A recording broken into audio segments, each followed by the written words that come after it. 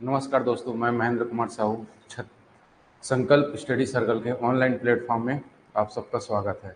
आज हम देखेंगे समसमय की करंट अफेयर। इसमें हम बात करेंगे छत्तीसगढ़ के बारे में, राष्ट्रीय और अंतर्राष्ट्रीय तीनों को लेकर चलेंगे आज, ठीक है। और इसमें जनरली हम लोग देखेंगे 8 मार्च से लेकर 21 मार्च तक के करंट अफेयर शामिल है। चलिए तो देखते हैं हम लोग छत्तीसगढ़ का समसमय।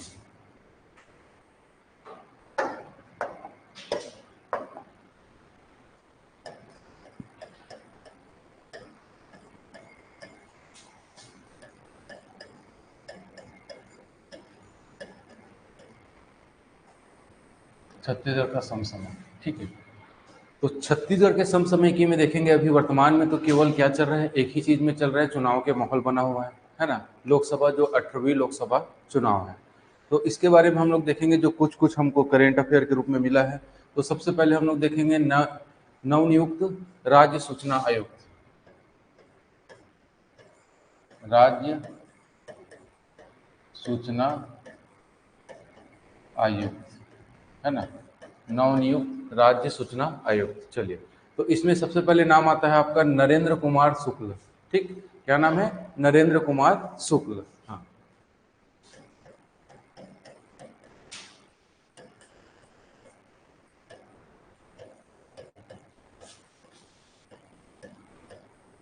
शुक्ल।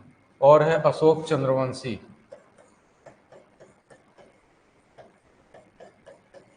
अशोक चंद्रवंशी, ठीक है। समझ आ रहे हैं ना? नरेंद्र कुमार शुक्ल और श्री अशोक कुमार चंद्रवंशी, ठीक है। और इन लोगों को शपथ शपथ किसने दिलाया था? छत्तीसगढ़ के राज्यपाल, है ना। हम लोग देखेंगे राज्य सूचना आयोग को शपथ किसने दिलाया है, तो राज्यपाल। क्या नाम है राज्यपाल का?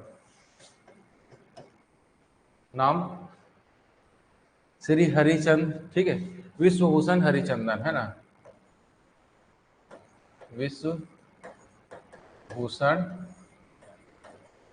हरिचंदन, ठीक है। याद रखना है, मैं बताया था कि आप लोग को जब भी बताता हूं कि अगर राज्यपाल का नाम आ रहा है तब को यहाँ पे क्या क्या पढ़ना है ना। सबसे पहले कि प्रथम राज्यपाल कौन था छत्तीसगढ़ में, प्रथम कार्यवाहक राज्यपाल कौन था छत्तीसगढ़ में, ठीक है। और ये कौन से क्रम का मतलब राज्यपाल है, ये किसके स्थान पर आया है ना, किसके स्थान पर आया है? श्रीमती क्या है, सुश्री अनुसुईया उइके, है ना। तो अनुसुईया उइके मतलब यहाँ से कहाँ गई है, और ये कहाँ से यहाँ आया है, मतलब इससे पहले किस राज्य का राज्यपाल था। ये सब एग्जाम की दृष्टि से इंपॉर्टेंट होता है और आप लोग को उसको कवर करते रहना है ना।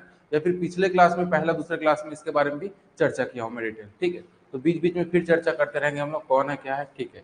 चलिए तो शपथ किसने दिलाया? अगर राज्यपाल श्री विश्वभूषण, है ना। और इस प्रक्रिया को, शपथ मतलब कार्यक्रम को, मतलब क्रियान्वयन या फिर कार्य मतलब प्रक्रिया की कार्यवाही किसने किया है? अमिताभ, ठीक है। क्या है? हाँ, अमिताभ जैन। कौन है अमिताभ जैन? मुख्य सचिव छत्तीसगढ़ का, ठीक है। तो इसको देखेंगे हम लोग, क्या चीज बोलेंगे इसको? प्रक्रिया, शपथ प्रक्रिया की कार्यवाही, शपथ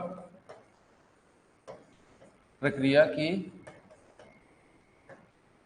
कार्यवाही किसने किया था?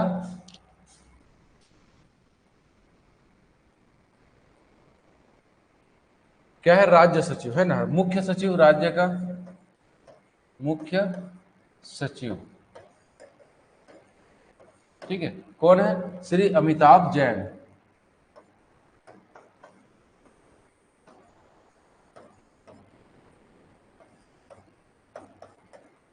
अमिताभ जैन, ठीक। ये क्या है आपका? मुख्य सचिव है, ठीक। तो इसने क्या किया था? शपथ प्रक्रिया का जो कंप्लीट कार्यवाही होता है, इसका मतलब इसने किया था, ठीक है, पूर्ण किया था इसने। और उसके बाद फिर शपथ दिलाता है अपना विश्वभूषण हरिचंदन जी, ठीक है। चलिए उसके बाद फिर हम लोग देखते हैं इसमें और क्या खास बात है। पूर्व मुख्य सूचना आयुक्त ये भी शामिल थे, है ना। और जितने भी मतलब अधिकारीगण थे यहाँ पे भी शामिल थे, एम के राउत, पूर्व मुख्य सूचना आयुक्त एम के राउत वो भी शामिल थे यहाँ पे, ठीक है। चलिए देखते हैं, आगे बढ़ते हैं अब, है ना। उसके बाद फिर हम लोग देखेंगे तो अभी वर्तमान में मैं पहले ही बताया कि छत्तीसगढ़ में केवल चुनाव चुनाव का ही माहौल है, मतलब वहाँ बैठक हो रहा है, ठीक है। कहाँ क्या हो रहा है, मतलब कितने पद अधिकारियों को ट्रांसफर, ये सब के बारे में ज्यादा जानकारी इस सप्ताह तो हमको केवल जो मुख्य हम हमारे एग्जाम की दृष्टि से था उसको मैं बताया हूँ, ठीक है। और इसके बाद भी अपन पढ़ सकते हैं थोड़ा सा और क्या चीज, अभी कौन से नंबर का वो हो रहा है, लोकसभा चुनाव या आम चुनाव?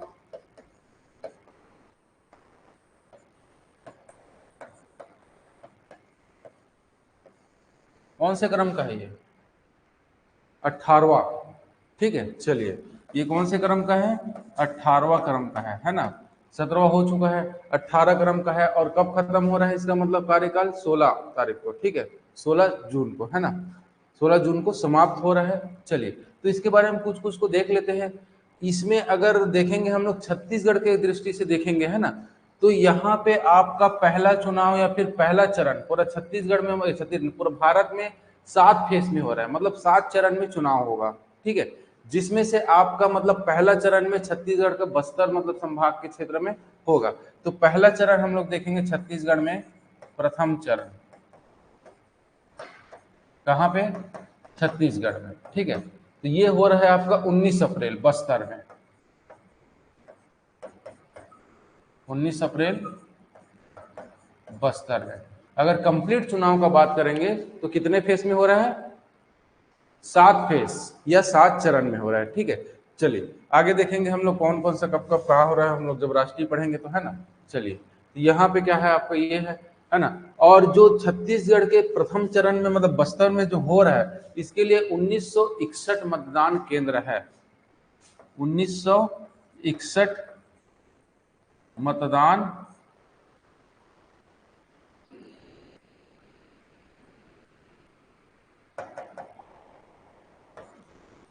मतदान केंद्र, 1961 मतदान केंद्र है। और इसमें मतलब 4 सहायक मतदान केंद्र शामिल है ना। 4 क्या है आपका? 4 सहायक मतदान केंद्र शामिल, किसमें शामिल है? 1961 में, है ना। 1961 में क्या है आपका? 4 मतदान केंद्र, सहायक मतदान केंद्र शामिल है इसमें, ठीक है। चलिए आगे बढ़ते, तो आपको इतना अभी फिलहाल ध्यान रखना है ना। और देखना है छत्तीसगढ़ में लोकसभा की सीट कितनी है? 11, ठीक है। छत्तीसगढ़ में लोकसभा की सीट कितनी है, इसको याद रखना है आपको। छत्तीसगढ़ में लोकसभा की सीट 11 है ना। और सबसे ज्यादा लोकसभा सीट कहां पे है? सर्वाधिक लोकसभा सीट कहां पे है? यूपी, उत्तर प्रदेश में। कितना है? 80, ठीक है। ये एक्चुअल में हम लोग छत्तीसगढ़ पढ़ रहे हैं, लेकिन छत्तीसगढ़ के साथ में रिलेटेड कर दे रहा हूं कहां पे? आपका राष्ट्रीय लेवल में, ठीक है। क्योंकि छत्तीसगढ़ में मैं पहले ही बताया हूं कि आपका मतलब ज्यादा करंट अफेयर नहीं है इस सप्ताह, क्योंकि अभी चुनाव का माहौल है। लेकिन राष्ट्रीय लेवल में कहीं ना कहीं मतलब हम लोग को मिला के लेके चलेंगे इसको, ठीक है। चलिए, यूपी में है। अब हम लोग आ जाते हैं कहां पे?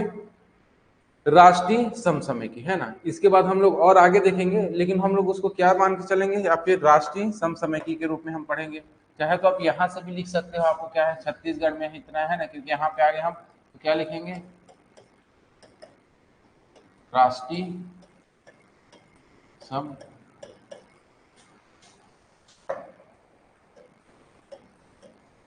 समसामयिकी।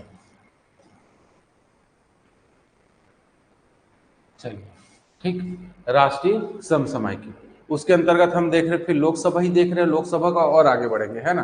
तो मैं, हाँ, इसमें पूरा भारत का रहेगा, हम लोग भारत के बारे में चर्चा करेंगे, क्योंकि लिंक करेंगे। अगर जहाँ पे छत्तीसगढ़ को बताना है वहां पे छत्तीसगढ़ भी बताऊंगा आपको लिंक करते। जैसे अभी मैं बता रहा था क्या चीज, छत्तीसगढ़ का, लेकिन लिंक कहाँ कर रहा हूँ? राष्ट्रीय में, है ना। तो वैसा लिंक यहाँ पे भी होगा। चलिए, तो यहाँ पे सबसे पहले देखते, फिर हम लोग क्या चीज क्या क्या देखे थे हम लोग, जैसे छत्तीसगढ़, है ना। तो 18वीं लोकसभा कितना फेस में होगा बोला था मैं? 7 फेस या 7 चरण में, है ना। तो लोकसभा जो है 18वीं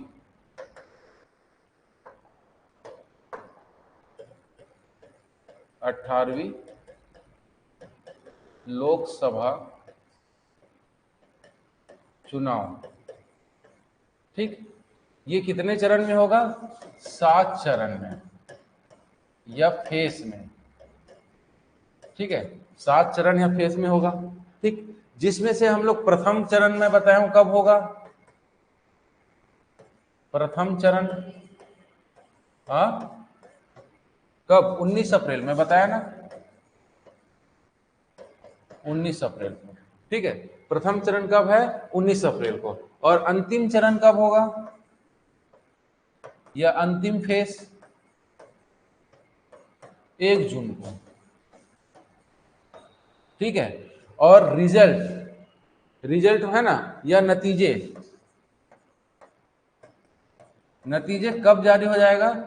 4 जून को। मतलब क्या होगा कि 19 से अप्रैल से 1 जून तक के पूरा भारत में आम चुनाव या लोकसभा चुनाव में मतदान होगा, ठीक है। और उसके बाद फिर नतीजा 4 जून तक के हो जाएगा, ठीक है। क्यों? क्योंकि मैं बता चुका हूं कि 16 जून को क्या हो रहा है, आपका 17वीं लोकसभा का मतलब क्या होना चाहिए? समाप्त हो जाएगा उस दिन, ठीक है। चलिए तो आगे बढ़ते हैं। यहाँ पे तो क्या था, यहाँ पे आप लोग देखेंगे है ना, तो नतीजे आ जाएगा और इसका मतलब रिजल्ट जारी हो जाएगा, ठीक है। उसके बाद फिर चुनाव के बाद देखेंगे हम लोग कौन कौन कहां कहां से क्या क्या हो रहा है आगे हम लोग, ठीक। चलिए तो आगे देखते हैं हम लोग फिर क्या चीज है। यहाँ पे खास बात यह है कि लोकसभा चुनाव है ना, लोकसभा चुनाव या आम चुनाव के साथ साथ 4 राज्यों में विधानसभा चुनाव भी होने को है, ठीक है। तो मैं क्या बता रहा हूं, लोकसभा, इसके साथ साथ क्या हो रहा है आपका, 4 राज्यों में क्या होगा? विधानसभा चुनाव भी होगा, ठीक है। किसके साथ होगा? 4 राज्यों में विधानसभा चुनाव भी होगा, ठीक। तो 4 राज्यों में कहां कहां होगा विधानसभा, मतलब इसके बारे में हम लोग देख लेंगे थोड़ा सा। आंध्र प्रदेश, ठीक है, पहला क्या है आपका?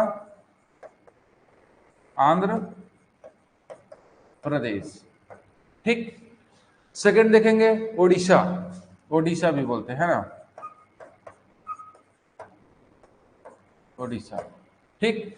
थर्ड है अरुणाचल प्रदेश, क्या है? अरुणाचल प्रदेश,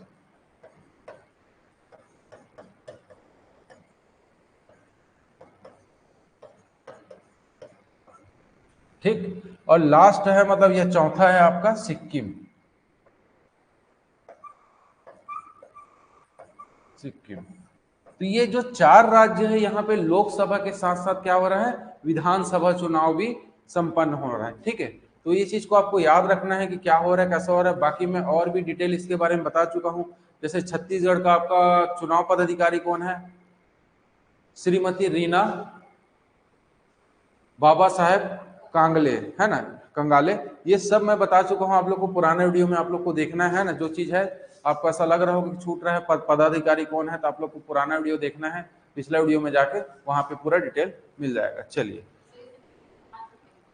मैं ये शायद चौथा, ये 5वां क्लास है छत्तीसगढ़ का। हर सैटरडे को आपका क्लास होता है ना, आप लोग का हर सैटरडे नहीं हो रहा था।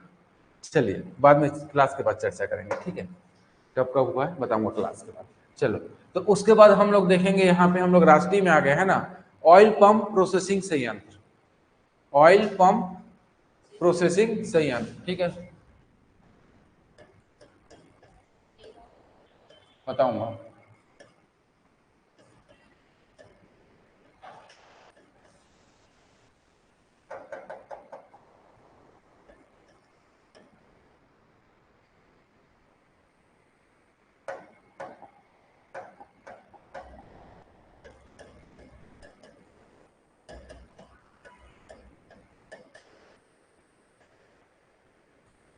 ठीक है, ऑयल पंप प्रोसेसिंग संयंत्र क्या हो रहा है कि यहाँ पे अगर देश का पहला आधुनिक पंप संयंत्र है, ऑयल पंप मतलब बोलना चाहिए कि यहाँ पे एक संयंत्र के माध्यम से ऑयल वगैरह को निकालना, ये सब करना, ये रहता है, ठीक है। चलिए, तो इसमें क्या हो रहा है कि ऑयल पंप प्रोसेसिंग संयंत्र क्या है, भारत का पहला और आधुनिक मतलब संयंत्र स्थापित होने जा रहा है।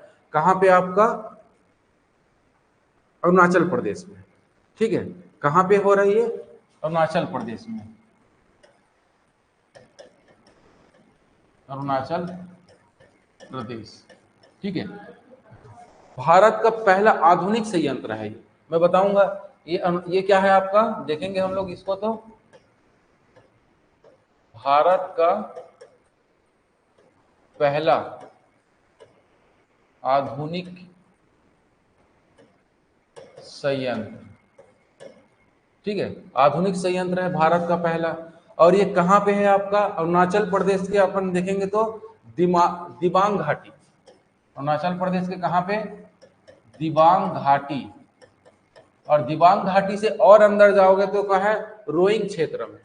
दिबांग घाटी के कहाँ पे, रोइंग क्षेत्र, यहाँ पे हो रहा है। जैसे हम लोग बोलते हैं ना कि पहला आपका ऑयल क्षेत्र कहाँ पे है, तेल क्षेत्र असम में डिगबोई, ये उसी प्रकार का क्या है आपका ऑयल पंप प्रोसेसिंग संयंत्र है। मतलब संयंत्र मतलब मशीनरी है, मशीनरी के माध्यम से, मतलब वो भी कैसा मशीनरी रहेगा, आधुनिक संयंत्र है ना। आधुनिक मतलब अत्याधुनिक, मतलब क्या बोलना चाहिए कि टेक्नोलॉजी से मतलब पूर्ण रहेगा। ऐसा संयंत्र स्थापित कहाँ हो रहा है, अरुणाचल प्रदेश में, ठीक है। अरुणाचल प्रदेश के कहाँ पे, दिबांग घाटी रोइंग क्षेत्र में, ठीक है। चलिए और देखते हैं हम लोग, इसका उद्घाटन पीएम मोदी ने किया था 3 मार्च को। उद्घाटन कौन किया था, पीएम मोदी ने। उद्घाटन 3 मार्च को, ठीक है। कौन, प्रधानमंत्री मोदी जी ने, ठीक है। प्रधानमंत्री मोदी जी ने किया था कि क्या है कैसा है ना, ठीक है। और इसकी स्थापना देखेंगे तो 3F ऑयल पंप है ना, 3F ऑयल पंप किसने किया है, इसका मतलब देखेंगे तो 3F ऑयल पंप,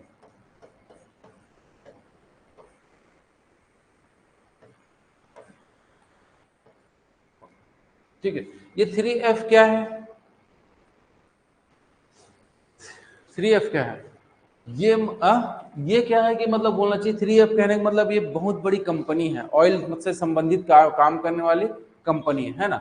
इसने मतलब क्या कर रहा है ये, कि ये लगभग अभी वर्तमान में कितना 100 करोड़ निवेश किया है, 100 करोड़ क्या है निवेश किया है यहाँ पे, ठीक है, अरुणाचल प्रदेश में। और ये कहा है कि 2030 तक है ना, 2030 तक 1100 करोड़ निवेश करेंगे, निवेश करेंगे, ये बोल रहा है ना। अभी वर्तमान में कितना निवेश किया है, 100 करोड़ है ना। और 2030 में क्या बोल रहा है कि ये 1100 करोड़ को हम निवेश करेंगे, ठीक है। चलिए आगे बढ़ते हैं हम लोग। हाँ, तो अब देखेंगे कि ये 3F का मतलब क्या है, सीईओ, इसका क्या होना चाहिए, सीईओ है ना। तो इसका सीईओ है संजय, है ना, याद रखना, श्री क्या चीज, संजय गोयल है ना, संजय गोयल, ठीक। इसका सीईओ कौन है, श्री संजय गोयल है, जिसने अभी तक के वर्तमान में कितना किया है, हाँ। और इसमें क्या हो रहा है कि अपशिष्ट संयंत्र है ना। अपशिष्ट संयंत्र करने का मतलब कि अपशिष्ट पदार्थों से यहाँ पे बिजली उत्पादन भी किया जाएगा, है ना। मतलब अत्याधुनिक का मतलब हर चीज का यूज होगा यहाँ पे, है ना। जैसे कि हम लोग देखते हैं छत्तीसगढ़ में गन्ना का जो मतलब वो रहता है, क्या बोलना चाहिए, कचड़ा बोल सकते हैं, उससे भी क्या उपयोग कर रहे हैं, विद्युत उत्पादन कर रहे हैं, है ना। तो वो अपशिष्ट पदार्थ है, तो ऐसे चीजों से भी यहाँ पे उसका उपयोग में लिया जाएगा। इसी कारण इसको क्या कहा जाता है, अत्याधुनिक केंद्र कहा जाता है, ठीक है। चलिए फिर नेक्स्ट पॉइंट देखते हैं हम लोग, है ना। चलो आगे बढ़े, चलो। तो अब देखो इथेनॉल 100 ईंधन का पहला अनावरण, है ना, क्या चीज, इथेनॉल,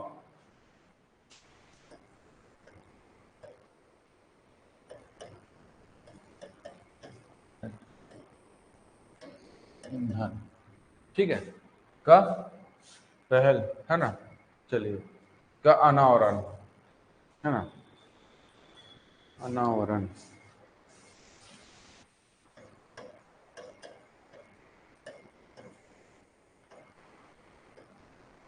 ठीक।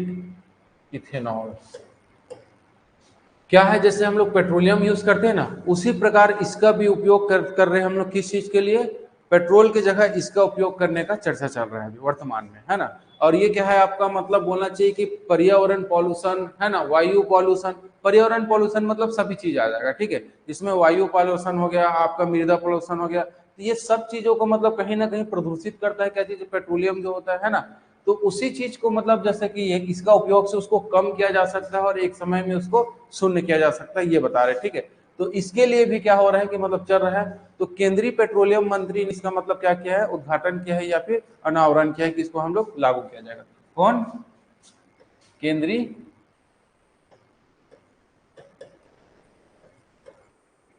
पेट्रोलियम मंत्री, लिखो, है ना।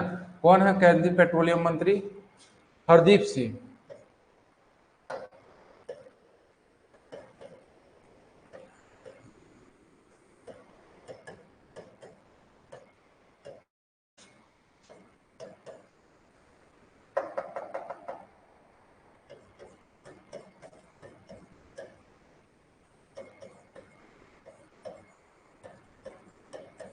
हरदीप सिंह, ठीक है। ये क्या है आपका केंद्रीय पेट्रोलियम मंत्री, याद रखना इसको। चलिए आगे बढ़ते हैं हम लोग फिर, है ना। इथेनॉल 100 का क्या खास बात है, वही चीज रहेगा जैसे मैं बताया हूं। इसका मतलब बोलना चाहिए विशेष या फिर विशेषता क्या है, स्वच्छ और हरित विकल्प, है ना। इसका विशेष क्या है देखेंगे हम लोग, तो स्वच्छ व हरित विकल्प। इससे क्या समझ में आ रहा है, मतलब जो पर्यावरण क्या रहेगा, स्वच्छ रहेगा, और पर्यावरण स्वच्छ रहेगा तो हरियाली क्या होगा वहां पे, बढ़ेगा, है ना। अगर पर्यावरण ही स्वच्छ नहीं है तो हरियाली नहीं बढ़ा सकते हम, तो इसी कारण हरित विकल्प, हरित मतलब पर्यावरण में मतलब हरियाली बढ़ेगा, मतलब ग्रीन। और इससे क्या समझ में आ रहा है कि यहाँ पे मतलब ये सब बढ़ेगा तो क्या होगा, ग्रीन हाउस प्रभाव कम होगा। क्या होगा, ग्रीन हाउस गैसों, है ना, और प्रदूषणों का उत्सर्जन कम होगा। ग्रीन हाउस प्रभाव, ठीक। और क्या चीज, और प्रदूषकों, है ना, व प्रदूषकों का प्रभाव कम होगा, ठीक है। प्रदूषकों का प्रभाव क्या हो जाएगा, कम हो जाएगा यहाँ पे, है ना। ग्रीन हाउस प्रभाव और प्रदूषकों का प्रभाव कम होगा, ठीक। अगर मान के चलो ग्रीन हाउस प्रभाव कम होगा मतलब क्या चीज, ग्रीन हाउस गैस कौन सा होता है मुख्य रूप से, CO2। CO2 मतलब कार्बन डाइऑक्साइड, है ना। तो इससे अगर सिंपल सी बात है, अगर हरित क्रांति बढ़े, हरित क्रांति बोलता हूँ, हरित विकल्प बढ़ेगा, पर्यावरण में हरियाली छाएगा, तो ग्रीन हाउस मतलब गैस, यहाँ पे आप लोग ग्रीन हाउस प्रभाव कम होगा मतलब गैसों, है ना, गैसों का प्रभाव कम होगा, ये चीज ध्यान रखना, है ना। तो CO2 का मात्रा मतलब कम होगा, कहने का मतलब यहाँ पे क्या होगा, CO2 की मात्रा बढ़ने से क्या होता है, गर्मी बढ़ जाती है, ठीक है। तो यही सब होता है जिससे स्वच्छ व हरित विकल्प का यहाँ पे क्या हो हमको मिलेगा। दूसरा चीज, वायु, अगर मान के चलो स्वच्छ और हरित विकल्प मिलेगा तो क्या होगा, वायु की गुणवत्ता बढ़ेगी। क्या होगा, वायु की गुणवत्ता बढ़ेगा, है ना। समझ में आ रहा है, क्योंकि सीधी सी बात है, मतलब इससे रिलेटेड अगर क्वेश्चन आता है तो आपको ध्यान रखना है। क्या होगा यहाँ पे, वायु का मतलब क्या होगा कि सिंपल सी बात है, वायु भी स्वच्छ होगा यहाँ पे, ठीक।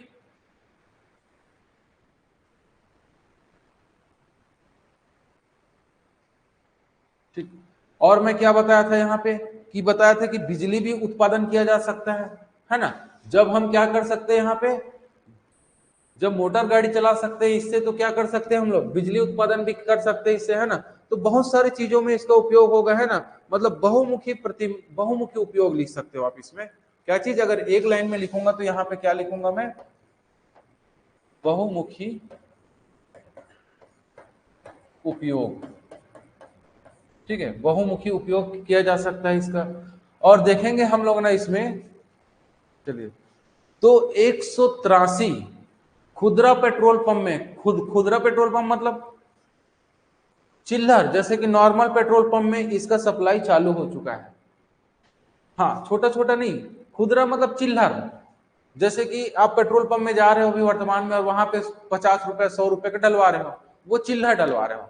और जो बड़े बड़े टैंक मंगवा रहे हो मतलब होलसेल के रूप में मंगवा रहे हो, है ना, तो कितना 183 खुदरा पेट्रोल पंप में इसका प्रयोग हो रहा है। कितना 183 खुदरा, है ना, पेट्रोल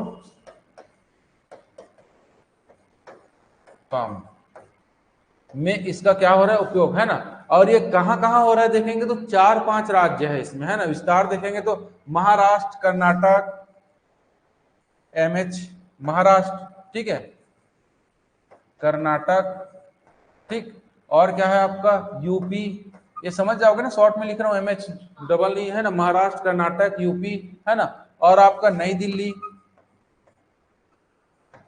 नई दिल्ली, ठीक है, और है आपका तमिलनाडु, तमिलनाडु। इन जगहों पे 183 खुदरा पेट्रोल पंप में इसका क्या हो रहा है, विस्तार होना चालू हो गया है, ठीक है। ये क्या है आपका, इसका विस्तार है,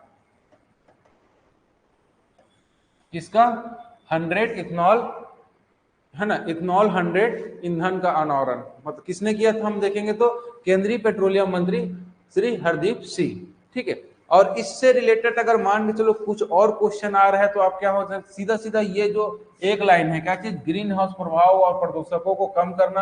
अगर मान के चलो यहाँ पे बोल दिया गया कि वायु की गुणवत्ता, या फिर वायु की मतलब बोलना चाहिए मात्रा, गुणवत्ता मतलब उच्च गुणवत्ता, अच्छा क्वालिटी, है ना, उसका एक सिंपल क्या है, मिश्रण होता है, ठीक है। उसको साइंस में देखोगे तो उसी चीज को आपको यहाँ पे अगर कोई भी क्वेश्चन करता है तो आपको ध्यान में रखना है। जैसे आपको बोल दिया है ना, गैसोनल इथनॉल, है ना, पर्यावरण को प्रभाव को कम करता है, दुष्प्रभाव को कम करेगा, ये तो बिल्कुल सही है, कम करेगा। अगर ये ना लिख के मैं क्या कर दिया हूँ, अगर इसके जगह मैं क्या लिख दूं, पर्यावरण के दुष्प्रभाव कम करना, मतलब यहाँ पे क्या होगा, कम होगा, ठीक है। चलिए आगे बढ़ते हैं अब हम लोग, है ना, चलो।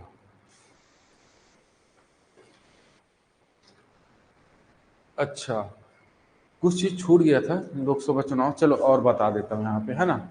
जैसे कि अभी हम लोग थोड़ी देर पहले देखे थे क्या चीज, 18वीं लोकसभा चुनाव, है ना। छत्तीसगढ़ के दृष्टि से बताया था, वहां पे मैं मिक्स करने की कोशिश किया लेकिन कुछ पॉइंट छूट गया है, ठीक है। तो यहाँ पे ये बताइए कि एक खास बात क्या है मालूम है, मुख्य चुनाव आयुक्त कौन है, चलिए कौन है, राजीव कुमार, मुख्य चुनाव आयुक्त कौन है, राजीव कुमार, है ना। ये सब पता होगा करके मैं नहीं बताया हूं क्योंकि अभी नहीं बना है, ये पहले से बना हुआ है, ठीक है। चलिए उसके बाद इसमें खास बात क्या है मालूम है, know your candidate, know your candidate एक ऐप जारी किया है,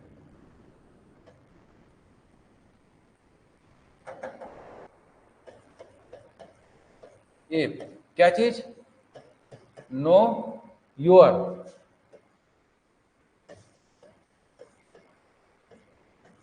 कैंडिडेट,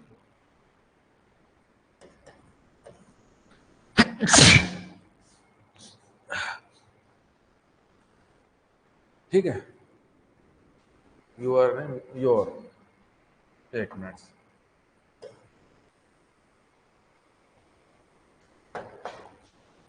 नो योर कैंडिडेट, क्या है ये, एक एप्लीकेशन है, ठीक है। नो योर एक क्या है, एक एप्लीकेशन है ना। और ये मोबाइल में मतलब एंड्रॉइड और आईएसओ दोनों में चलेगा, ठीक है। एंड्रॉइड और मतलब आईएसओ दोनों में चलेगा ये कि जो ऐप है, ठीक। ये मोबाइल में भी चलेगा और किस में भी चलेगा, आईओएस, है ना।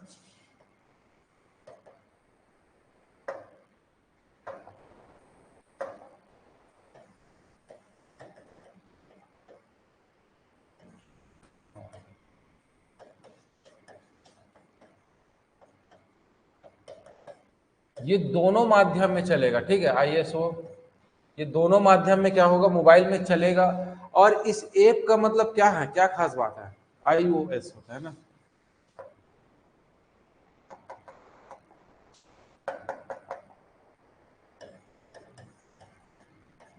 ये क्या है, एक ऑपरेटिंग सिस्टम है दोनों, ठीक है। तो ये इसमें दोनों में ये चलेगा।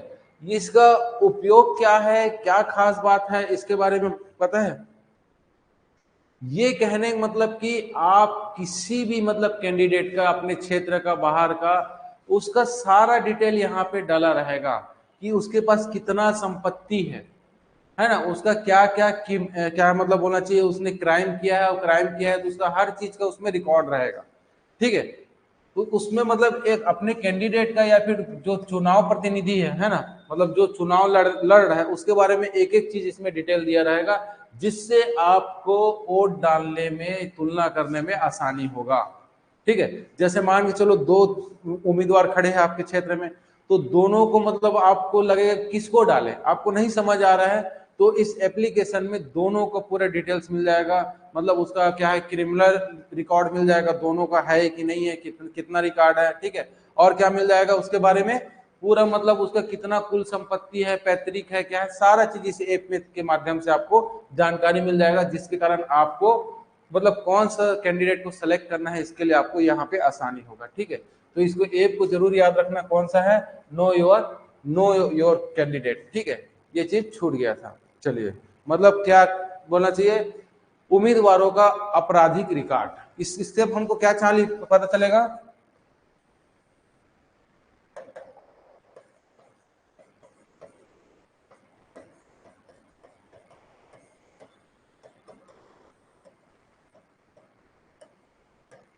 आपराधिक रिकॉर्ड।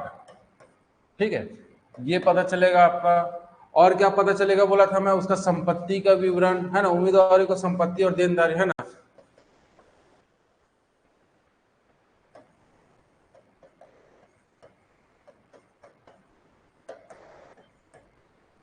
संपत्ति, और उम्मीदवारों का क्या है, देनदारी। ये सब चीज मतलब बोलना चाहिए क्या होगा, इस एप्लीकेशन में आपके माध्यम से मिल जाएगा, जिससे अपना कैंडिडेट सेलेक्ट करने में आपको बहुत ही आसानी जाएगा।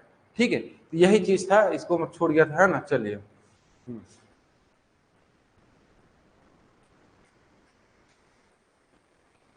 चलिए अब देखते हैं हम लोग आगे। हाँ, तो इसमें क्या है, मतलब चुनाव आयोग मतलब 3 सदस्यीय होता है ना। एक चीज आपको थोड़ा सा बता देता हूं मैं, जो चुनाव आयोग होता है 3 सदस्यीय होता है। ठीक है, पहला क्या होता है, मतलब मुख्य रूप से आपका मुख्य चुनाव आयुक्त, मुख्य चुनाव आयुक्त। ठीक है, तो कौन है ये मुख्य चुनाव आयुक्त, कौन है, राजीव कुमार, है ना। ये है राजीव कुमार, श्री राजीव कुमार का नाम है ना, श्री राजीव कुमार। ठीक है, और दो क्या होता है आपका, चुनाव आयुक्त, चुनाव आयुक्त, है ना, या फिर इलेक्शन कमिश्नर। ठीक है, इसी कर दिया शॉर्ट में। तो ये दो है, तो ये दो है आपका सुखबीर सिंह संधू, सुखबीर सिंह, ठीक है, संधू, है ना। और दूसरा है आपका ज्ञानेश कुमार, ज्ञानेश कुमार। ठीक है, तो ये दो क्या है आपका मुख्य सूचना आयुक्त एक है, और दो क्या है, चुनाव आयुक्त, सूचना आयुक्त में चुनाव आयुक्त। हाँ, हाँ, सुखबीर सिंह, नहीं समझ आ रहा है क्या, ज्यादा घसीट आ गया है। चलिए, सुखबीर, है ना, सुखबीर सिंह। ठीक, चलिए, तो इसको आपको याद रखना है। चलिए, उसके बाद आगे देखते हैं हम लोग, अंतरराष्ट्रीय योग दिवस कब मनाया जाता है, अंतरराष्ट्रीय योग दिवस प्रतिवर्ष कब मनाया जाता है, बताओ, 21 जून को। ठीक है, प्रतिवर्ष कब मनाया जाता है, 21 जून को, 21 जून, है ना, प्रतिवर्ष 21 जून को मनाया जाता है। और 2024 में, है ना, तो 2024 में भी क्या हो जाएगा आपका, ये होगा। ठीक है, तो 2024 में भी मनाया जाएगा जून को अभी, है ना, आने वाले समय में। तो इसका थीम जारी हो चुका है। तो 2024 21 जून, है ना, प्रतिवर्ष अगर देखेंगे तो आपका क्या हो जाएगा, आपका यहां पे लिख ले रहा हूं, है ना, प्रतिवर्ष 21 जून को मनाया जाता है। और इसका अगर हम लोग क्या करेंगे, 2024 का थीम देखेंगे, थीम, है ना, थीम मतलब विषय, किस विषय को प्राथमिकता देना है, ये सब के बारे में यहाँ पे चर्चा होता है। ठीक है, तो देखते हैं इसका थीम क्या है। आपका अंतरराष्ट्रीय योग दिवस का थीम महिला सशक्तिकरण के लिए योग, है ना, क्या चीज, महिला सशक्तिकरण के लिए योग, है ना। चलिए,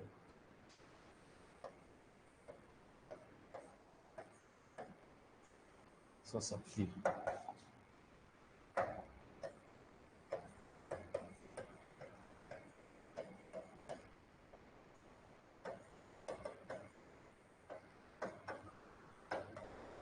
योग,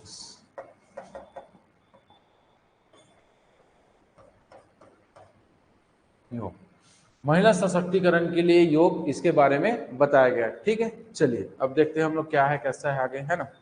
चलिए, आयोजन स्थल कहाँ पे होगा ये, दिल्ली के विज्ञान भवन में। ठीक है, कहाँ पे, दिल्ली के विज्ञान भवन में। ठीक है, चलिए, क्या चीज, स्थल, विज्ञान भवन, है ना, कहाँ पे, दिल्ली। ठीक है, ये चीजों को याद रखना है। तो अब आपको यहाँ पे क्या है कि आप लोग को क्या करना है, इसके साथ साथ, है ना, आप लोग को ये याद करना है कि ये कहाँ पे मतलब हुआ है, मतलब पहली बार कहाँ हुआ। ठीक है, आप लोग के लिए होमवर्क है, या फिर बताना कि पहली बार कहाँ हुआ है, ये सब इसमें पढ़ना है ना। और उसका थीम क्या था ये, क्योंकि इंपॉर्टेंट वही चीज होता है कि पहली बार कहाँ हुआ ये पूछ सकता है, क्योंकि सामने आगे जब होने वाला है तो। ठीक है, चलिए, तो देखते हैं हम लोग क्या है, कैसे आगे बढ़ते हैं हम लोग, है ना। चलिए, तो पीएम मोदी ने, है ना, साबरमती में क्या किया है आपका, कोचरब, कोचरब आश्रम का क्या किया है, उद्घाटन किया है, यहाँ पे देखेंगे, है ना, शुभारंभ किया है। तो कहाँ पे है ये साबरमती आश्रम, साबरमती मतलब नदी,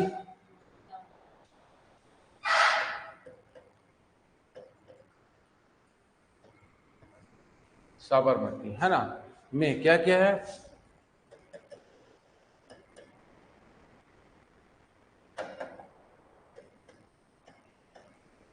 कोचरब आश्रम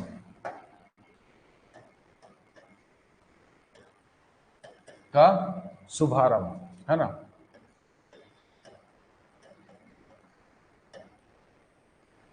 ठीक,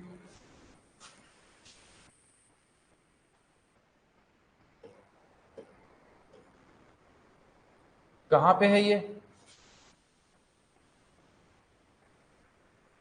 कहाँ पे आता है साबरमती, अहमदाबाद कौन से राज्य में, गुजरात में, है ना। तो ये गुजरात के अहमदाबाद में है। और इसका शुभारंभ किसने किया है, श्री पीएम मोदी, या फिर मोदी जी कर लो, श्री को हटा दो यहाँ पे, है ना, प्रधानमंत्री मोदी जी ने यहाँ पे उद्घाटन किया है। क्या खास बात है ये, कोचरबा आश्रम सुने हो नाम इसका कभी, हाँ, नहीं, है ना। इसमें पीएम मोदी ने क्या किया है, मास्टर प्लान बनाया है इसके लिए, है ना। क्या क्या है, इसका डेवलपमेंट कैसे कर रहे हैं, मास्टर प्लान के तहत, है ना। कुचर्ब आश्रम का उद्घाटन और गांधी आश्रम स्मारक में मास्टर प्लान का मतलब किया गया है इसको, है ना। किसके किसके लिए मास्टर प्लान किया है, दो, है ना, एक कोचरबा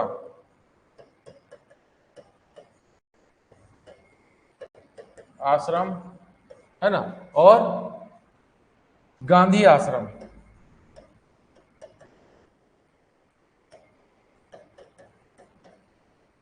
गांधी आश्रम, है ना, स्मारक के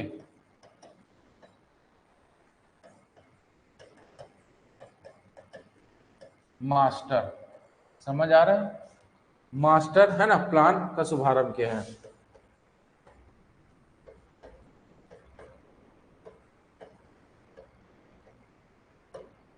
शुभारंभ किया है। ठीक है, चलिए देखते हैं अभी क्या होता है। कोचरबा आश्रम क्या समझते हो? कोचरब क्या खास बात है? नाम से ही नहीं समझ आ रहा है ना? देखेंगे क्या चीज।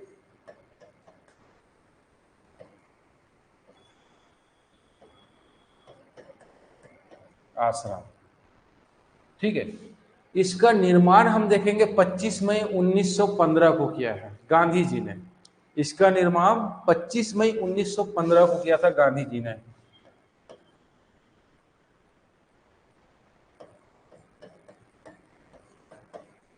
25 मई 1915 को, ठीक है। देखो, ध्यान रखना, जब गांधी जी मतलब दक्षिण अफ्रीका से वापस कब आए थे? 9 जनवरी 1915 को, है ना? 9 जनवरी 1915 को आए थे। और जब 9 जनवरी 1915 को आए थे ना, उसके बाद 25 मई 1915 को यहाँ पे अपना क्या किया था? पहला मतलब क्या बोलना चाहिए कि निर्माण या फिर स्थापना बोलेंगे इसको, है ना, कि कोचरब आश्रम का स्थापना किया था। निर्माण नहीं, इसको स्थापना कर लो, ज्यादा अच्छा लगेगा। क्या चीज? स्थापना, स्थापना, ठीक है। तो वहां से आने के बाद इसको स्थापना करते हैं ना, तो यह गांधी जी का मतलब पहला आश्रम था जिसको क्या किया था? स्थापना किया था। क्या खास बात है इसमें? गांधी जी का पहला आश्रम,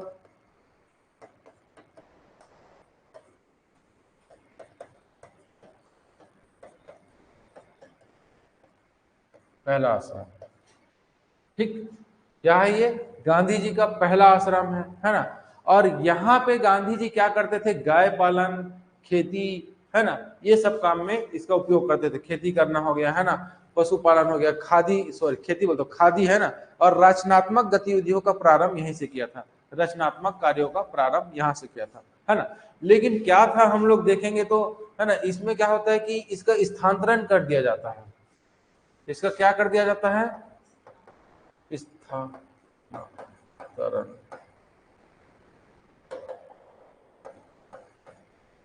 स्थानांतरण कहां पे कर देते हैं इसका स्थानांतरण? साबरमती नदी के पास,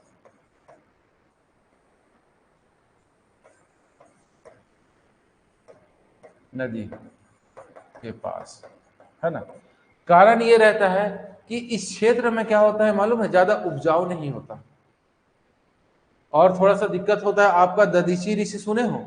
एक ऋषि थे दधीची, है ना। बोला जाता है कि यहाँ पे ही मतलब उसका मतलब बोलना चाहिए कि वो राक्षसों ने वो किया था, उनका मतलब वो ब्लड फेंक देना, ये करना, ऐसा करके बहुत सारा चीज था यहाँ पे, है ना, जो हमारे एग्जाम के दृष्टि से इंपॉर्टेंट नहीं है।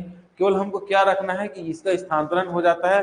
कब होता है स्थानांतरण? 17 जून 1917 को।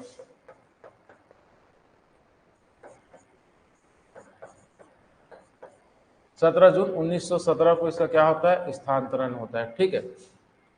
और स्थानांतरण कहाँ होता है आपका? साबरमती नदी में, ठीक है, नदी के पास होता है इसका स्थानांतरण।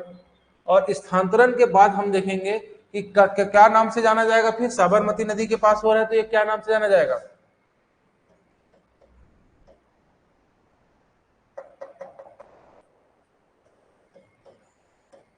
साबरमती आश्रम, ठीक, है ना। तो ये मूल रूप से इसका नाम क्या है? सत्याग्रह आश्रम भी कहा जाता है इसको। साबरमती आश्रम को इसका मूल नाम क्या है? मूल रूप से सत्याग्रह आश्रम, सत्याग्रह आश्रम। क्यों सत्याग्रह आश्रम कहा जाता है इसको? क्योंकि गांधी जी ने यहाँ से आपका दांडी मार्च मतलब सत्याग्रह को चलाया था, जैसे दांडी मार्च किया था, है ना। तो यहाँ से बहुत सारे मतलब बोलना चाहिए क्या करता है, वो काम करते हैं यहाँ से। इसी कारण इसको सत्याग्रह कहा जाता है, आश्रम के नाम से भी जाना जाता है ना। मतलब कहने का मतलब इसलिए कहा जाता है क्योंकि यहाँ पे क्या होता है कि स्वतंत्रता के लिए भारत संघर्ष आपका देखेंगे तो यहाँ से ही स्टार्ट होता है। मतलब प्रतीक है ये। भारत मतलब स्वतंत्रता के लिए क्या चीज?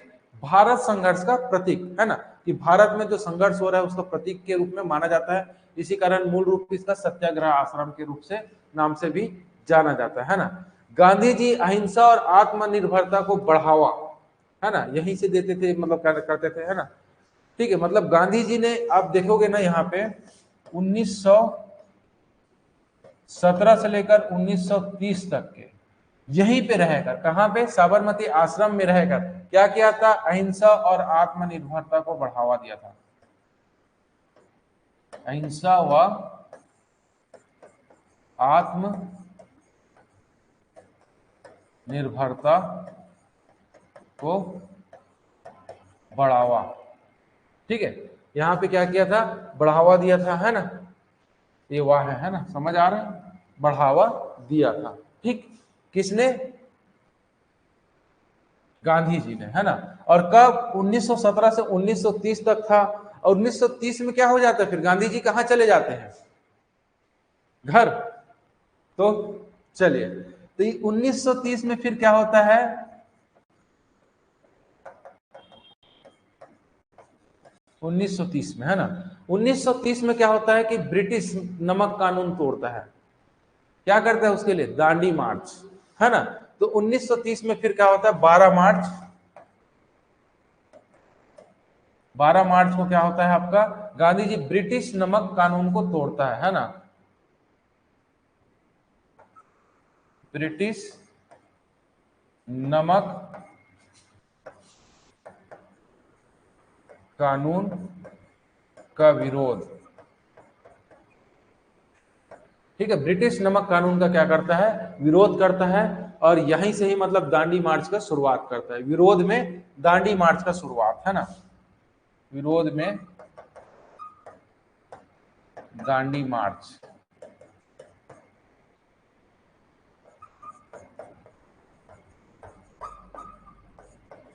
शुरुआत, ठीक। तो ये सब खास बातें हैं, इसी कारण कोचरबा है ना, और साबरमती आश्रम के लिए मतलब गांधी जी क्या कर रहे हैं, स्मारक के मास्टर प्लान का शुभारंभ किया है ना, कौन, पीएम मोदी ने। और ये कहां पे है, अहमदाबाद के गुजरात में स्थित है। ये दोनों का खास बात इतना है ना। चलिए, अब यहाँ पे एक बात आया है, क्या चीज आपको मतलब देखिए, कि गांधी जी जब पहली बार आए थे भारत में, तो पहला आश्रम 25 मई को यहाँ पे खोला था, ठीक है। तो गांधी जी भारत कब आया था, दक्षिण अफ्रीका से भारत कब आया था,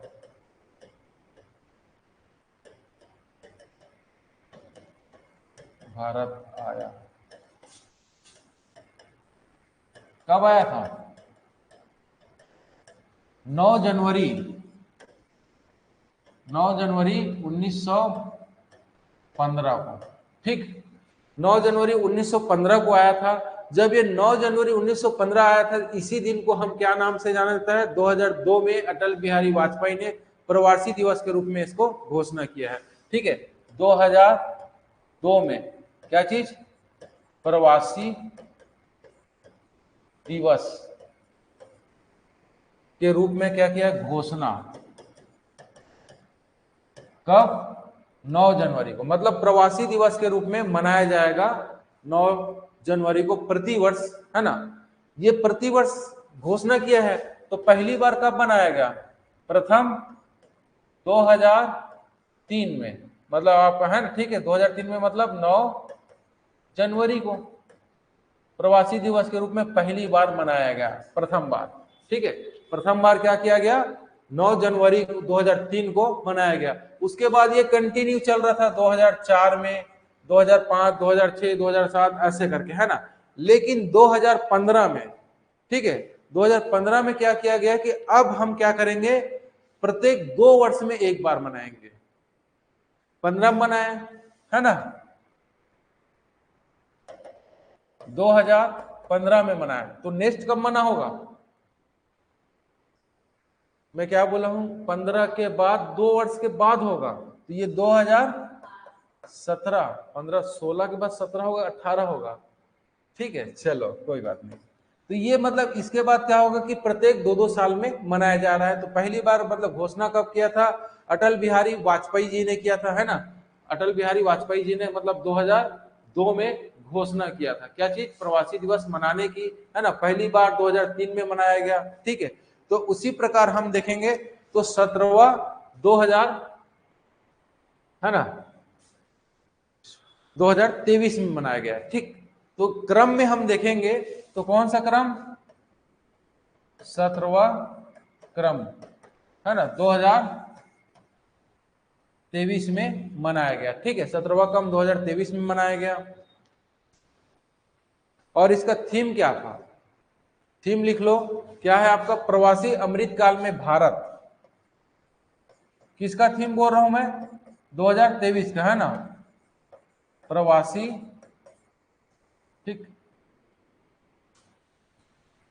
प्रवासी अमृतकाल में भारत,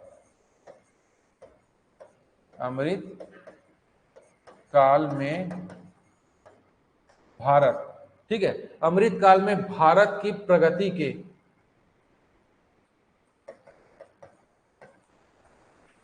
प्रगति के, है ना, भारत के प्रगति के, क्या चीज? गतिशील विश्व, है ना, क्या चीज गतिशील होता? विश्वसनीय भागीदारी। ठीक है, प्रगति के भागीदारी कर लो, है ना, विश्वसनीय भागीदारी।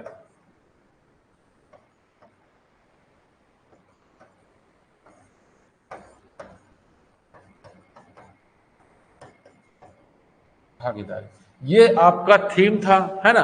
तो अब 18वां क्रम का कब मनेगा? 18वां कब होगा? 2025 में। ठीक है, और कब? 9 जनवरी को। ठीक है, जून नहीं, जनवरी, है ना? हाँ, ये चीज को भी याद रखना है, क्योंकि वहां पे क्या हो रहा है, नरेंद्र मोदी मतलब पीएम मोदी जी क्या कर रहे हैं, वहां पे मास्टर प्लान बना रहे हैं। तो ये सबसे भी क्वेश्चन आपका करेंट की दृष्टि से पूछ सकता है। आपको याद रखना है कि 2002 में अटल बिहारी वाजपेयी जी ने क्या किया था, घोषणा किया था, और 2003 से पहली बार मना रहे हैं। 2003 के बाद कंटिन्यू प्रतिवर्ष मनाया जाता था, 2015 तक के प्रतिवर्ष मनाया गया, और 2015 के बाद फिर क्या हो गया?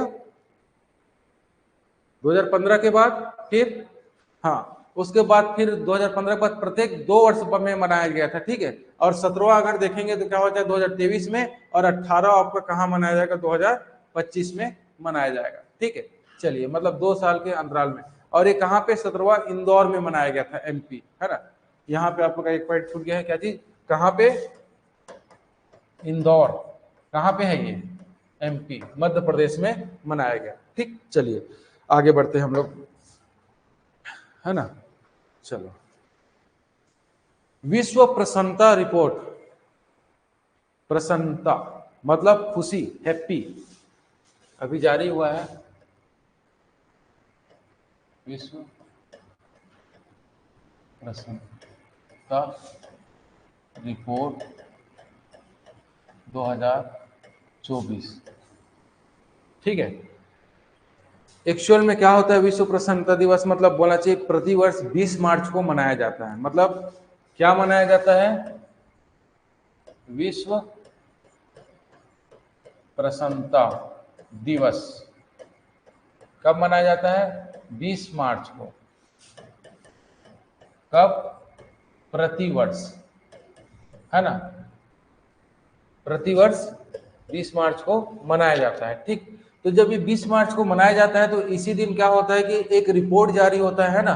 तो रिपोर्ट में आपको बस इतना याद रखना है कि भारत का स्थान 126वें स्थान पर है ना? 143 देशों में से होता है, 143 देशों में से में से, है ना?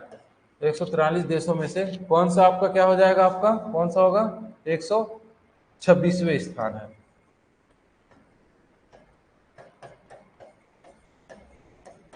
26वें स्थान। ठीक, 143 देशों में कौन सा नंबर पे है? 126वें स्थान पे है भारत। ठीक है, और विश्व प्रसन्नता दिवस मतलब बोलना चाहिए कब मनाया जाता है? 20 मार्च को। इतना आपको याद रखना है। ठीक, चलिए अब हम लोग देखते हैं थोड़ा सा अंतरराष्ट्रीय, है ना, अंतरराष्ट्रीय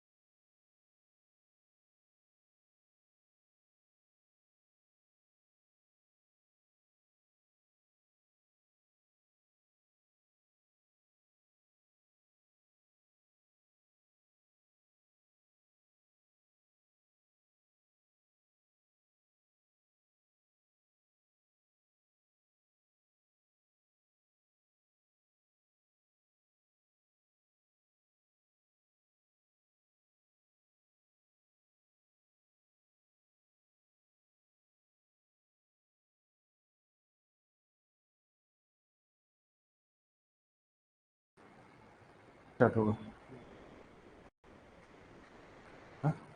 चलिए, है ना। अब देखते हैं अंतरराष्ट्रीय समसामयिकी। ठीक है, चलिए।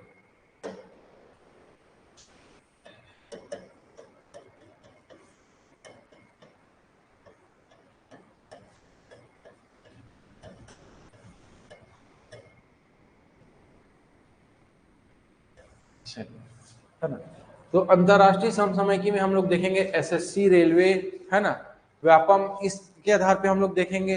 तो कुछ चीजों को हम फैक्ट भी पढ़ेंगे, एकदम डिटेल नहीं जाएंगे अंतरराष्ट्रीय में, है ना, क्योंकि यहाँ पे केवल फैक्चुअल ही पूछा जाता है, जैसे एसएससी व्यापम, एसएससी रेलवे में। ठीक है, तो चलिए देखते हैं हम लोग कुछ चीज। सबसे पहले देखते हैं नेपाल। नेपाल हमारा क्या है, पड़ोसी देश, है ना। तो जो नेपाल है ना, तो नेपाल में क्या खास बात है ना, यहाँ पे मतलब एक क्षेत्र है पोखरा। पोखरा, ठीक है, इसको पर्यटन राजधानी घोषित किया गया है। पर्यटन राजधानी, है ना। अगर नेपाल का पोखरा क्षेत्र देखेंगे तो ये बहुत ही सुंदर और सौंदर्य से भरा हुआ है। ठीक है, यहाँ पे ऐसे करके उन लोग ये बताना चाह रहे हैं कि मतलब बोलना चाहिए कि जनरली पर्यटन को आकर्षित करने की कोशिश कर रहे हैं, या फिर पर्यटन व्यापार को बढ़ावा देने के लिए ऐसा कर रहे हैं। यहाँ पे कौन, नेपाल, है ना। तो नेपाल ने अपने क्या है, पर्यटन उद्योग को बढ़ावा देने के लिए क्या किया गया है, इसको मतलब देखेंगे तो पर्यटन उद्योग को बढ़ावा देने के लिए, ठीक है, बढ़ावा देने के लिए पर्यटन राजधानी की घोषणा पोखरण को किया है। ठीक है, इसको क्या कहा, आधिकारिक तौर पर घोषणा किया है। इसको क्या किया है, आधिकारिक तौर पर घोषणा किया है। ठीक, चलिए, और ये है कहां पे, ये देखेंगे तो गंडकी प्रांत, है ना, गंडकी प्रांत का एक शहर है। ठीक है, नेपाल का एक गंडकी प्रांत है, उसका एक शहर है, जो हिमालयी राष्ट्र की पर्यटन राजधानी घोषित किया गया है ना। और इसको क्या किया गया है, इसको हिमालय राष्ट्र की पर्यटन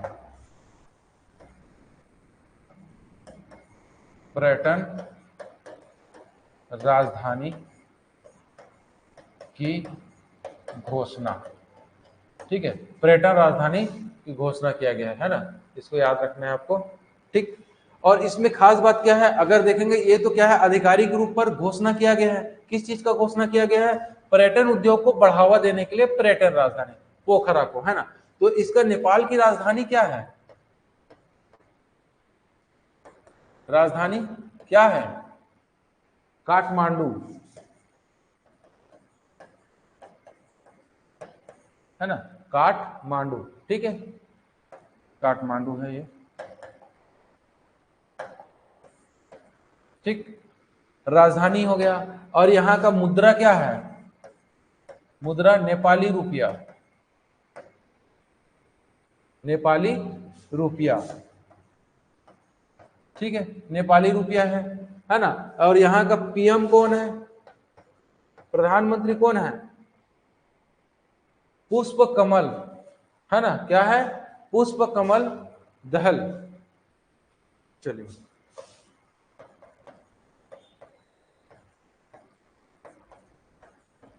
ये सब क्या है आपका फैक्चुअल, मतलब एसएससी रेलवे में पूछा जाता है ना। और ये आपका थोड़ा सा अगर अंदर जाओगे तो व्यापम की दृष्टि से इंपॉर्टेंट है।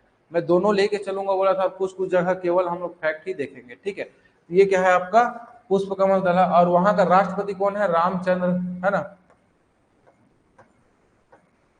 राष्ट्रपति क्या है, रामचंद्र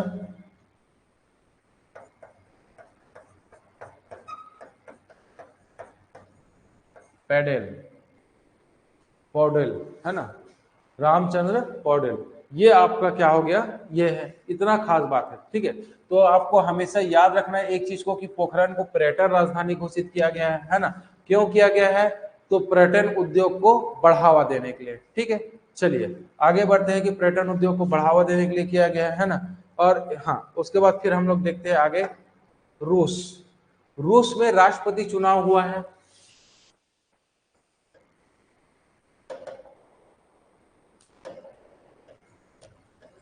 रूस है ना, क्या चीज, राष्ट्रपति चुनाव है ना। तो राष्ट्रपति चुनाव में मतलब कौन बना है, वही बना है जो फिर से मतलब जो बना था आपका व्लादिमीर, है ना, व्लादिमीर पुतिन। कौन बना है राष्ट्रपति,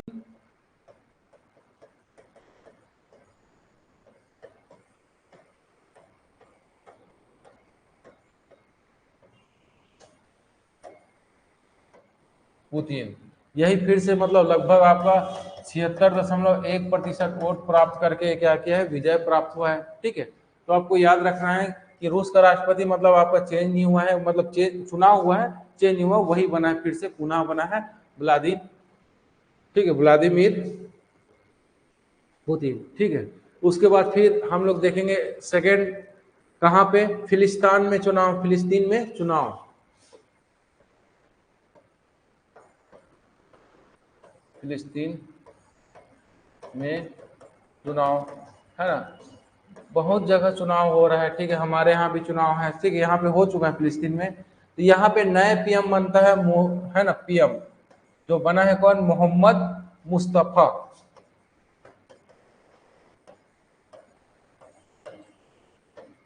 मुस्तफा, ठीक है, मोहम्मद मुस्तफा। ये क्या है, एक अर्थशास्त्री है, ये अर्थशास्त्री है ना। ठीक, और राष्ट्रपति महमूद अब्बास। राष्ट्रपति कौन बना है, महमूद अब्बास। ठीक है, याद रखना ये सब के बारे में, वन लाइन फैक्ट के बारे में याद रखना, ये एसएससी रेलवे की दृष्टि से इंपॉर्टेंट है। ठीक है, फैक्ट मतलब चुनाव हुआ है तो कौन राष्ट्रपति बना है, तो वहां पे आपको बिल्कुल पूछा जाता है एसएससी रेलवे में। ठीक है, चलिए हाँ, आगे बढ़ते हैं हम लोग। पाक चुनाव, पाकिस्तान में भी चुनाव हुआ है ना, और उसमें भी क्या है, राष्ट्रपति प्रधानमंत्री सब बने हुए हैं। तो याद रखना पाकिस्तान में भी चुनाव हुआ है ना, पाक चुनाव। और पाक चुनाव में हम लोग देखेंगे यहाँ पे राष्ट्रपति है आसिफ अली जरदारी। राष्ट्रपति कौन बना है, आसिफ, है ना,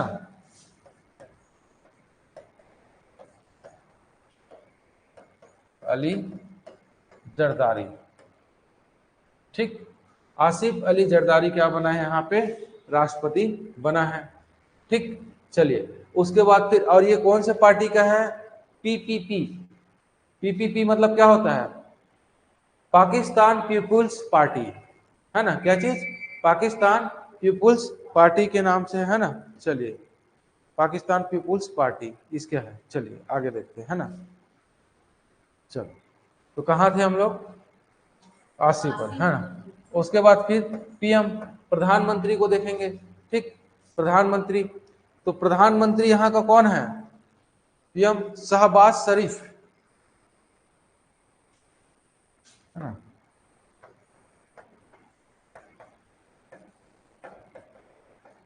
शहबाज क्या है, शरीफ, है ना।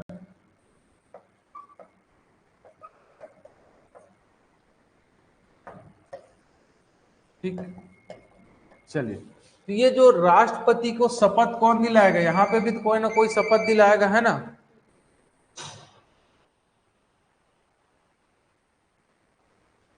कोई ना कोई कहीं ना कहीं पे यहाँ पे क्या करेगा, शपथ दिलाएगा उसको। ठीक है, तो यहाँ पे भी शपथ, जैसे हमारे यहाँ राष्ट्रपति कौन शपथ दिलाता है, मुख्य न्यायाधीश, है ना। तो यहाँ पे भी इनके देश का मुख्य न्यायाधीश दिलाएगा, तो कौन, मुक्त शपथ, है ना, शपथ, मुख्य न्यायाधीश। तो यहाँ पे मुख्य न्यायाधीश कौन है, काजी हैज ईसा, काजी क्या चीज, फैज, फैजा ईसा। काजी फैजा ईसा, है ना, इसने इसको राष्ट्रपति को आसिफ अली जरदारी को क्या किया है, शपथ दिलवाया है। ठीक है, याद रखना ये सब। चलिए, और इसके सरकार में, इसके मंत्रिमंडल में पहली बार ऐसा हुआ है, किसके मंत्रिमंडल में, है ना, शहबाज शरीफ के, है ना, शहबाज शरीफ के मंत्रिमंडल में।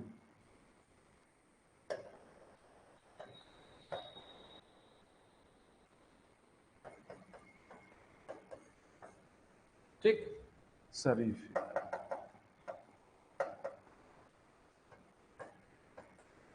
इसके मंत्रिमंडल में क्या है, एक सरदार, है ना, एक सिख को मतलब क्या दिया गया है, प्रवेश दिया गया है, मतलब मंत्री बनाया गया है। इनके मंत्रिमंडल में अगर राष्ट्रपति देखोगे तो इन लोगों को बहुत सारे नियम है। जैसे हमारे यहाँ राष्ट्रपति प्रधानमंत्री कोई नियम नहीं है, कोई भी बन सकता है। यहाँ पे केवल मुस्लिम व्यक्ति ही राष्ट्रपति प्रधानमंत्री बन सकता है, ऐसा करके इनके संविधान में उल्लेखित है, इनका जो संविधान बना है। ठीक है, तो हमारे यहाँ से कुछ नहीं है, लेकिन यहाँ पे पहली बार इसी कारण बहुत ही क्या बात है कि एक व्यक्ति मंत्री बनाया गया है। इसके मतलब मंत्रिमंडल में या मंत्री परिषद में एक मंत्री है जो कैसा मंत्री है, सिख, है ना, मंत्री, क्या नाम है उसका, सरदार रमेश सिंह अरोड़ा।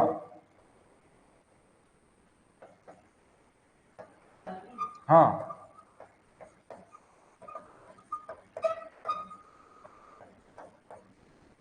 अरोड़ा, मतलब पहला सिख मंत्री के रूप में इसको बनाया गया है। पाकिस्तान का अब तक का क्या है, ये पहला मतलब बोलना चाहिए गैर मुस्लिम क्या बना है, यहाँ पे मंत्री पद तक के पहुंचा है, बनाया गया है। क्या है, सरदार रमेश सिंह अरोड़ा, याद रखना इस चीज को, है ना। चलिए आगे बढ़ते हैं हम लोग अब, है ना। चलो, उसके बाद देखेंगे अंतरराष्ट्रीय सौर संगठन, IS, है ना, ए, अंतरराष्ट्रीय सौर संगठन, है ना। इसका क्या वो बना है, एक देश पनामा जो है ना 97 सदस्य बना है, पनामा क्या बना है, 97वां सदस्य। ठीक, 97वां सदस्य बना है ना, किसका, अंतरराष्ट्रीय सौर संगठन का। ठीक, इसके बारे में हम देखेंगे तो अंतरराष्ट्रीय सौर संगठन की स्थापना कब हुआ है, 30 नवंबर 1915 को, है ना। इसकी स्थापना कब हुआ है, स्थापना कब हुआ है, 30 नवंबर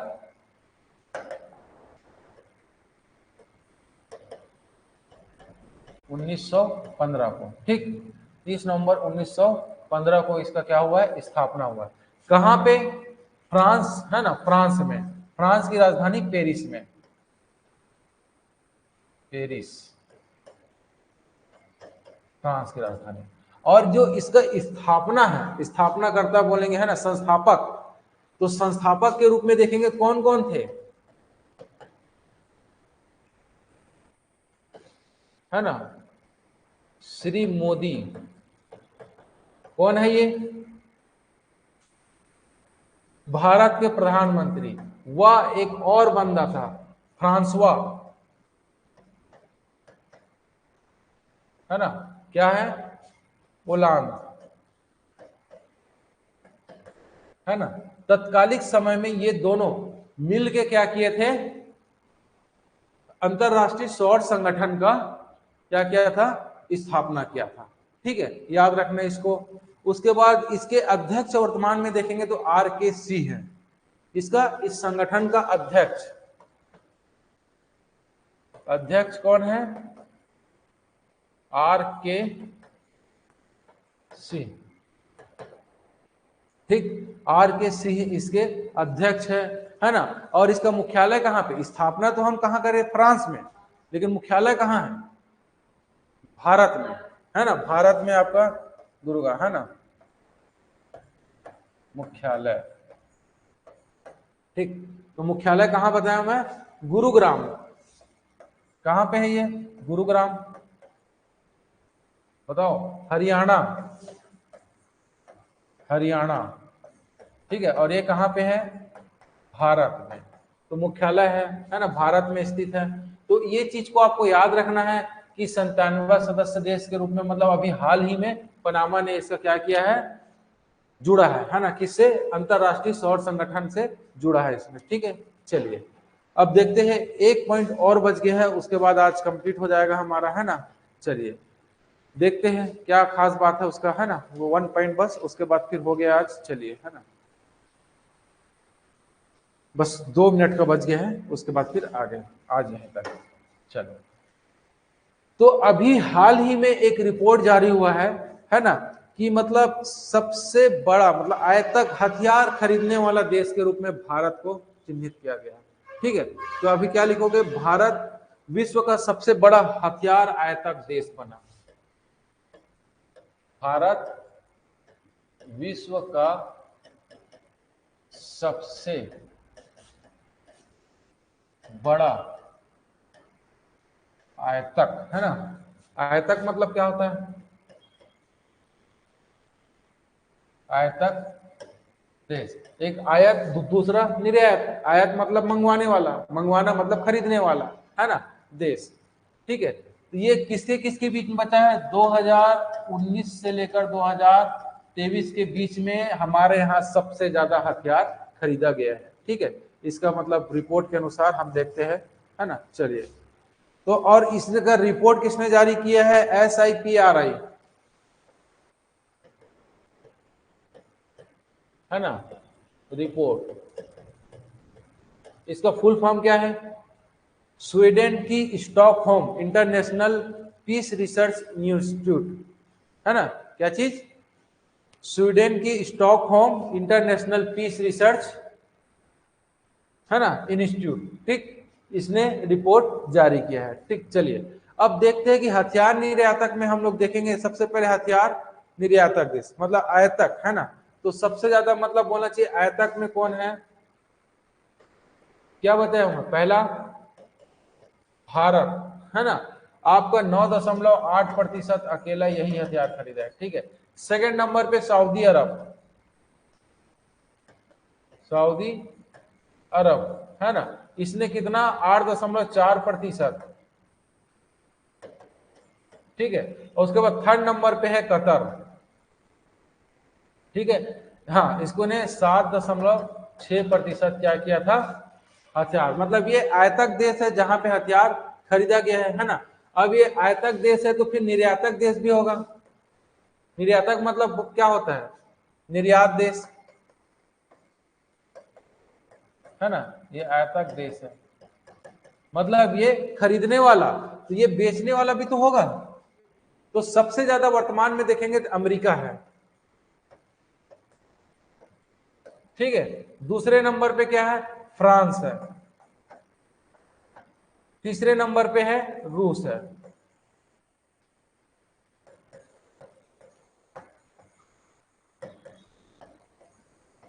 अभी रूस तीसरे नंबर पे क्यों चले गए हैं? पहले रूस सबसे ज्यादा बेचता था, मतलब अमेरिका रूस में दोनों में कंपटीशन चलता था, लेकिन रूस तीसरे नंबर पे आ गया है। कारण यह है कि अभी हाल ही में देखे थे रूस और यूक्रेन के युद्ध में, मतलब उलझा हुआ था ये, है ना। किसके किसके बीच में? यूक्रेन और रूस के बीच में युद्ध में ये अपने आप मतलब उलझा हुआ था, इसी कारण ये क्या हुआ था, ठीक है। चलिए, और वर्तमान में हम लोग देखें कि सबसे ज्यादा मतलब कौन खरीद रहा है? भारत। और सबसे ज्यादा मतलब भारत यहीं से खरीदा है, भारत, है ना, खरीदा है सबसे ज्यादा। मतलब हमने विश्व में तो सबसे ज्यादा हथियार खरीदे हैं, लेकिन उस सबसे ज्यादा हथियार जो खरीदे हैं वो कहां से खरीदे? हम लोग रूस से खरीदे हैं, ठीक है। चलिए, तो आज यहीं तक के, है ना, उसके बाद आगे फिर नेक्स्ट क्लास में पढ़ेंगे हम लोग। चलिए, है ना, होली की सभी को शुभकामनाएं, फिर आगे होली के बाद मिलते हैं।